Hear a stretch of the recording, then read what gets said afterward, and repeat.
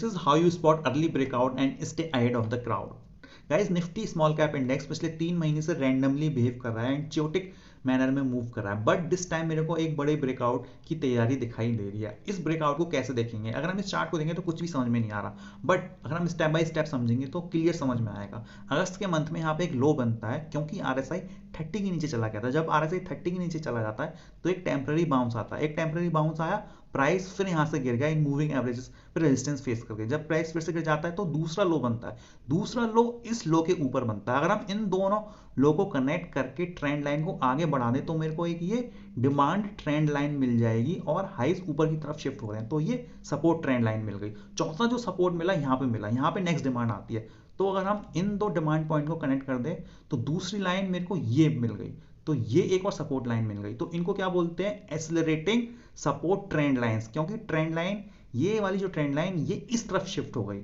जब ये वाली ट्रेंड लाइन सपोर्ट वाली इस तरफ शिफ्ट हो जाती है तो ये क्या डिनोट कर रही है? ये डिनोट कर रही है कि इस ट्रेंड में एक बड़ा शिफ्ट हो सकता है और बॉटम बन के प्राइस एक नई रैली की शुरुआत कर सकता है, जो कि एक अप ट्रेंड में मेरे को दिखाई दे रहा है। बट ये अप ट्रेंड, ये जो बॉटम बन रहा है और price up trend journey start कर रहा है, इसको कैसे देखेंगे कि कहां पे रेजिस्टेंस फेस करेगा? उसके लिए अपन लोग सप्लाई पॉइंट्स देखेंगे। यहाँ पे एक मेजर सप्लाई पॉइंट मेरे को ये दिखाई दे रहा है, दूसरा सप्लाई पॉइंट मेरे को ये दिखाई दे रहा है। अगर हम इन दोनों सप्लाई पॉइंट्स को एक्सटेंड कर दें तो ये एक रेजिस्टेंस ट्रेंड लाइन बन जाएगी। अब ये रेजिस्टेंस ट्रेंड लाइन का ब्रेकआउट यहाँ पे हो चुका है। दिस वन यहाँ पे जो दिखाई दे रहा है, दिवाली वाले दिन, मुहूर्त ट्रेडिंग वाले दिन, यहाँ पे जो गैप भी एक फॉर्म हो चुका है, एक गैप अप ओपनिंग हुई और यहाँ पे प्राइस एक गैप अप ओपनिंग के साथ प्राइस कट कर देता है इस रेजिस्टेंस ट्रेंड लाइन को, और नेक्स्ट डे क्या होता है? प्राइस ऊपर जाता है फिर से, लेकिन क्लोज नीचे की तरफ होता है। जब क्लोज नीचे की तरफ होता है तो उसी ट्रेंड लाइन पे स्ट्राइक करता है। इसी जो गैप जोन है,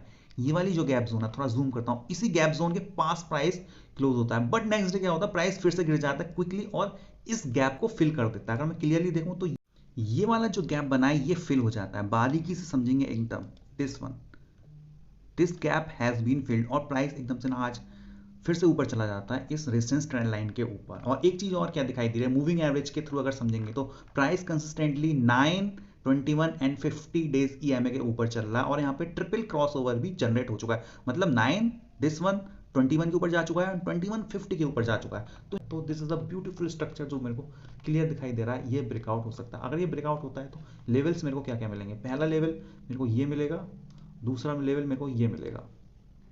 सो guys this is the way to identify breakouts. अगर ये शॉर्ट वीडियो पसंद आया तो please hit the like button and subscribe to my channel the fundamental, जिसमें मैं trading hacks and important tips and tricks post करता हूँ थ्रू दीज शॉर्ट वीडियोस।